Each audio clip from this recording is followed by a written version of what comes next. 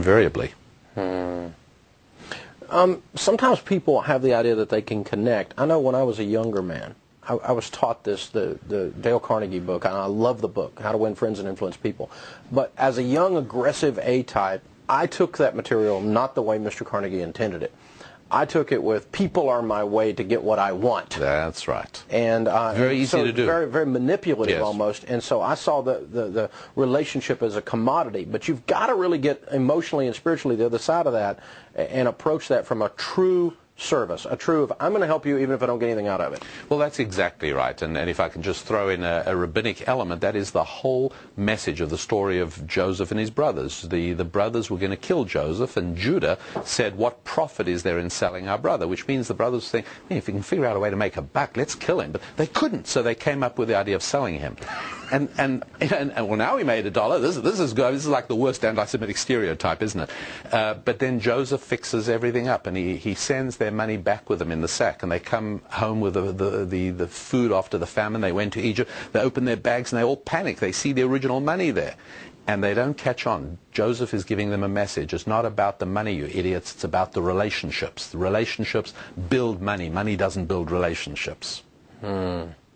Now, I've quoted you a lot recently with the economy being what it is. Yeah.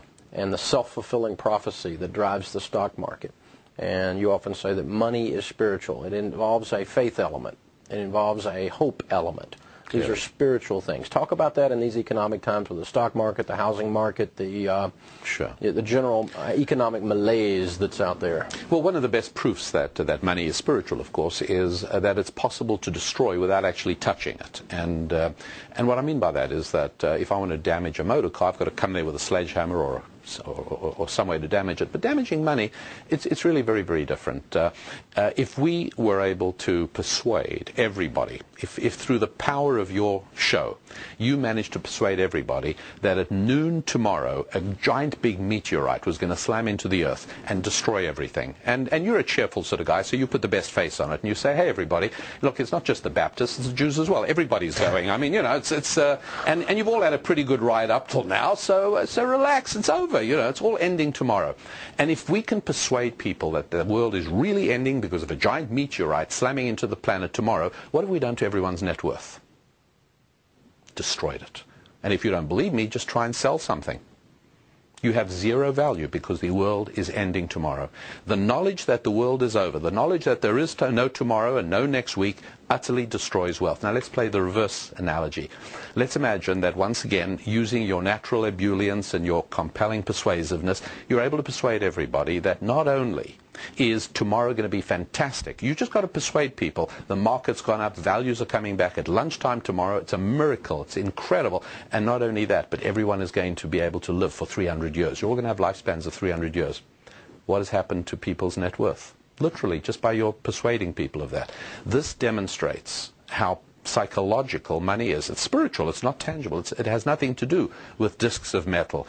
And that's why it is that that in many ways the media that sell subscriptions and gather eyeballs by means of talking about how horrible everything is and how bad everything is, without question extend it. And that's why it is that very often all you need is just the slightest uptick in the market and there's a whole different atmosphere around, and that helps to fuel further uptick and further movement in the right direction. So I actually believe without any question whatsoever that although times are a little bit tough, they're nowhere near as bad as you'd come to believe if all your information came from media.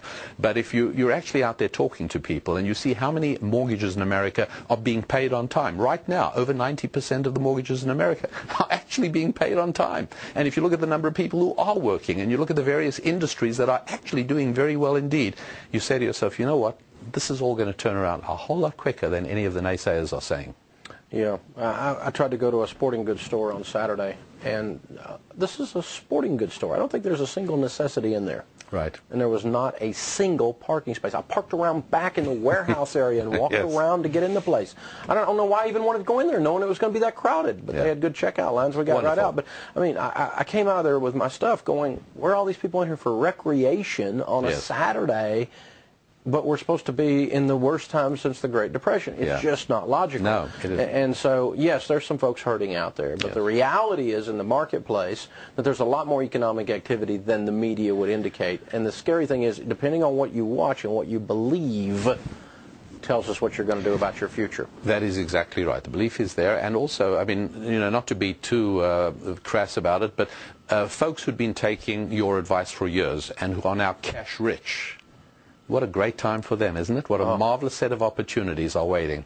Absolutely wonderful. Absolutely wonderful. Rabbi, good to be with you again, sir. Thanks very much indeed, Dave. Guys, I want you to go to the Rabbi's website, youneedarabbi.com, because believe me, after we've become friends, I know everybody needs a rabbi, and I've got a good one. youneedarabbi.com, or you can call him at 888-RABBI41 if you'd like. But I want you to sign up for his weekly thoughts. Spiritual thoughts, a lot of things like we've been talking about here today. Sometimes they have a business application, sometimes they don't. They're called thought tools, and you can sign up for that. It's a weekly email. I get it, and I enjoy reading it. It's one of about 5 of those kinds of things I get. He's got one of them that takes up my email inbox every week. So again, youneedarabbi.com. Check it out, and be sure you get this book. If you don't read another book this year, you've got to read this one. That's how important this book is. It will change your mindset permanently on how you serve in the marketplace and how to prosper even during these economic times. Thou shalt prosper, 10 Commandments for Making Money. Buy it at a bookstore. You can buy it at a discounted price if you want to go to our website right now at daveramsey.com. We've got them there for you. Plus, be sure to check out his website and everything else. Hey, good stuff here.